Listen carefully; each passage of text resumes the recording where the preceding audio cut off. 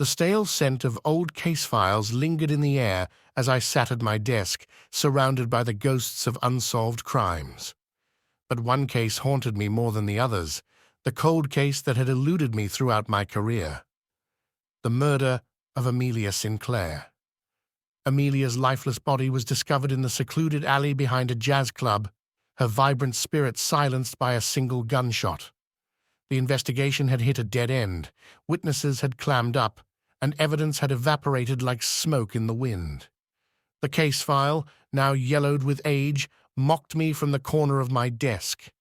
For years, I had pushed the memories of that night to the recesses of my mind, but fate had a twisted sense of humor. A new lead, a small, inconspicuous envelope, arrived on my desk. Inside, a series of photographs unveiled a hidden truth, a truth that hinted at a conspiracy buried beneath the surface of the original investigation. The images depicted a clandestine meeting between high-ranking officials, the same officials who had once brushed off the murder as just another statistic. Amelia Sinclair's death was more than a random act of violence. It was a political chess move, and I was about to checkmate. The envelope bore no return address, no indication of the sender's identity. Someone with insider knowledge had decided it was time for the truth to emerge, and that someone knew where to find me. The unsettling realization that I was not alone in my pursuit both intrigued and frightened me. It was time to reopen the cold case and face the shadows that lingered in its corners. Even if it meant facing parts of myself I'd pushed to the side. As I delved into the evidence, the memories of that fateful night resurfaced. The rain-soaked pavement, the flickering neon lights, the distant sound of a saxophone from the jazz club, all pieces of a puzzle that had confounded me for too long. But now, armed with newfound determination, I revisited the crime scene with a fresh perspective. The alley was eerily quiet as I retraced Amelia's last steps. I felt the weight of her unsolved murder pressing down on me like a heavy fog. The crime scene photos became a living tableau in my mind, and the whispers of the past echoed through the narrow passageway. I couldn't shake the feeling that I was being watched, that the shadows themselves were witnesses to the truth. This case has haunted me, and even the shadows know it. Back at the precinct, I gathered the remnants of the original investigation, witness statements, forensic reports, and the tattered remnants of hope were strewn across my desk.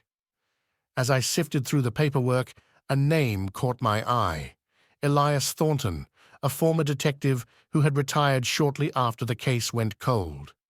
His involvement had been minimal, but the timing of his departure raised eyebrows. I tracked down Thornton to a dimly lit bar on the outskirts of the city. He had aged since his retirement, lines etched deep into his face, and the weight of the past evident in his tired eyes. As I approached him, he looked up, recognition flickering across his face. "Detective Morgan," he said, his voice gravelly. "Long time no see." I cut to the chase, confronting him about his departure during the Amelia Sinclair investigation. Thornton's gaze flickered, a momentary lapse that spoke volumes. He knew something. He hesitated before ushering me to a secluded booth, away from prying eyes and curious ears. The air in the booth grew heavy with the weight of unspoken truths as Thornton recounted the events leading up to his retirement. He revealed that he had stumbled upon information linking Amelia's murder to a powerful network of individuals, each with a vested interest in silencing her. The conspiracy reached far beyond the confines of the precinct, infiltrating the corridors of political power. It was enough to make my stomach turn, and I wanted to brush it off as some crazy conspiracy. But deep down, I knew this made the most sense. As Thornton spoke, the puzzle pieces began to click into place. Amelia had unwittingly uncovered a web of corruption that extended to the highest echelons of society. Her murder wasn't a random act. It was a desperate attempt to silence her and bury the truth. But Thornton's confession came with a caveat. He had kept quiet, to protect his family. The ominous threats he had received after getting too close to the truth had forced him to choose between justice and the safety of his loved ones. In the end, he had chosen family over duty, leaving the case unsolved and the guilty parties unpunished. A mouse in a cage. Anger and frustration churned within me as I absorbed the weight of Thornton's revelation. The justice system, designed to protect the innocent and punish the guilty, had failed Amelia Sinclair. But the fire within me refused to be extinguished. If Thornton feared for his family's safety, I had no such constraints. Determined to bring the truth to light, I revisited the photographs from the mysterious envelope. Each image held a key to the conspiracy, and as I scrutinized the details, I identified the individuals involved. The shadowy figures in the pictures were the very ones who had manipulated the course of justice, using their influence to shield themselves from the consequences of their actions. Armed with the damning evidence, I embarked on a perilous journey to expose the truth. The very individuals who had orchestrated Amelia's murder now found themselves in the crosshairs of justice. The city, once blinded by the facade of righteousness, would soon witness the unveiling of its darkest secrets. The path I treaded was fraught with danger, and the stakes reached beyond the boundaries of my own safety. The conspiracy, like a venomous serpent, coiled itself around every institution, every pillar of authority. I had become a lone wolf, navigating a treacherous landscape where allies were scarce and enemies lurked in the shadows. I, unlike most, had nothing more to lose. As I pursued the truth, I found an unexpected ally in Amelia's family. Her parents, who had long accepted the notion that justice would remain elusive, rallied behind my cause. Their grief morphed into a relentless pursuit of accountability, and together we forged an alliance fueled by a shared determination to expose the conspiracy that had shattered their lives. The media became a powerful ally in our quest for justice.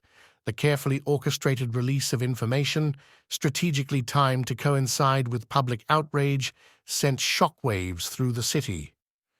The once untouchable figures now faced scrutiny, their carefully constructed facades crumbling under the weight of public condemnation. The courtroom became the battleground where the final confrontation would unfold. The evidence we had painstakingly gathered, the witnesses we had protected, and the truth we had fought for converged in a trial that held the city's attention. The accused, once invincible, now faced the consequences of their actions. The trial was a tense affair, with legal titans battling for control of the narrative. The defense, armed with a legion of high-priced attorneys, sought to discredit the evidence and paint a picture of a conspiracy orchestrated by those with ulterior motives. But the truth, resilient and unyielding, withstood the onslaught of legal maneuvering. As the trial progressed, alliances within the city shifted. Some who had once shielded the guilty now faced their own moral reckoning. Whispers of dissent echoed through the corridors of power, and the conspiracy's web began to unravel from within. The accused, their arrogance replaced by desperation, resorted to increasingly desperate measures to maintain their grip on power. Something inside me hummed as I watched each guilty party flounder under the pressure.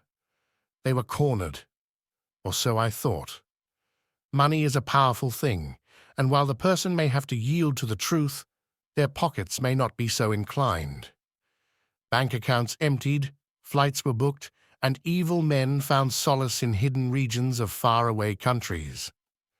While one would think this would only push the justice system to pursue them further, it was more like they gave up, slapped their faces on a wanted list, and moved on with their lives.